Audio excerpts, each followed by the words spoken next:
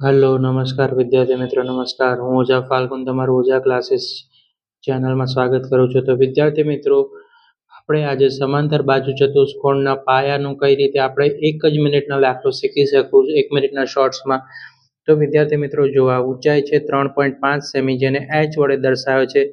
આ છે આપણો પાયો જે 2.5 સેમી છે 2.5 સેમી છે જેને b વડે કહેવાય. જો જ્યારે સમાંતર બાજુ ચતુષ્કોણનો પાયો છે તે આપણો 2.5 સેમી છે અને ઊંચાઈ h બરાબર કેટલી છે વિદ્યાર્થી મિત્રો 3.5 સેમી છે. તો સમાંતર બાજુ ચતુષ્કોણનું ક્ષેત્રફળ હોય બરાબર b ગુણ્યા h. b એટલે તમારે શું કહેવાનું કે પાયો અને h એટલે ઊંચાઈ. 2.5 સેમી ગુણ્યા 3.5 સેમી તો 8.75 સેમી થાય. બરાબર વિદ્યાર્થી મિત્રો, આવા જ યુઝફુલ વિડીયો જોવા માટે ઓઝા ક્લાસીસ ચેનલને સબસ્ક્રાઇબ કરી દેજો.